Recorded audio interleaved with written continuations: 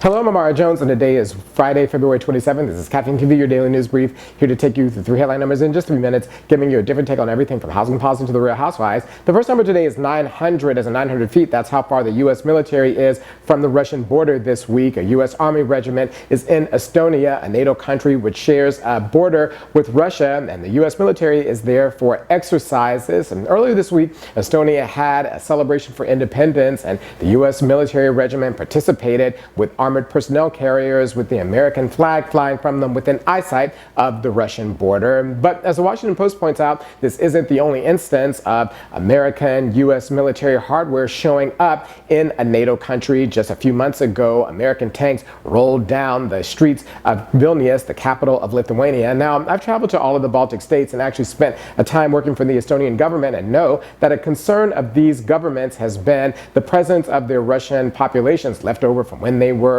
Soviet republics and the former Soviet Union being used as an excuse by Russia to invade, as has happened in Ukraine. But clearly, the United States government has decided to draw a line at NATO, and possibly it's because of NATO's Three Musketeers clause that an attack on one is an attack on all, so they're trying to deter that. But the only thing that I could think of with the U.S. and Russian militaries within eyesight of each other was the hope that Vladimir Putin and Barack Obama, when they were growing up, played that game Risk, because they sure are taking one. The next number up today is 71, is an Initiative 71. That's a D.C. ballot initiative passed back in November, legalizing marijuana in the nation's capital, adding the District of Columbia to 23 states which have legalized marijuana in some shape, form, or fashion. It began to be implemented yesterday, but there's some wrinkle in that implementation. That's because Congress passed a law banning the sale of marijuana in the nation's capital, which means that you can smoke, transport it, and grow it, but you can't sell it. And Mayor Bowser was on Rachel Maddow yesterday talking about that mess. But symbolically, the implementation of Initiative 71 is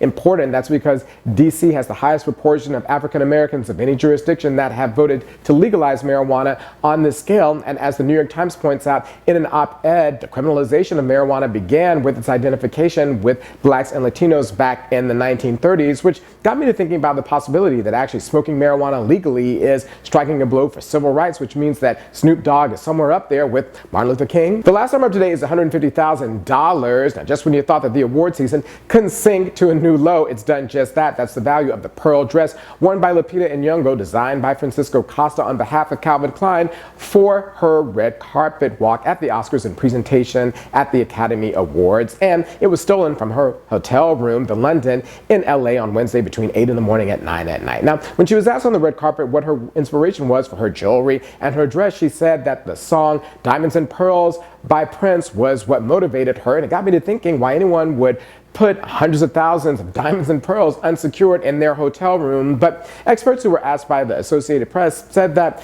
the dress itself isn't probably going to fetch that much. That's because the 6,000 individual pearls were cultivated, so they won't get much for those sold individually. And if the dress in its entirety were to hit the black market, then alarm bells would be set off. But that just goes to show you that these thieves were actually amateurs, because any professional thief would know that you always take the diamonds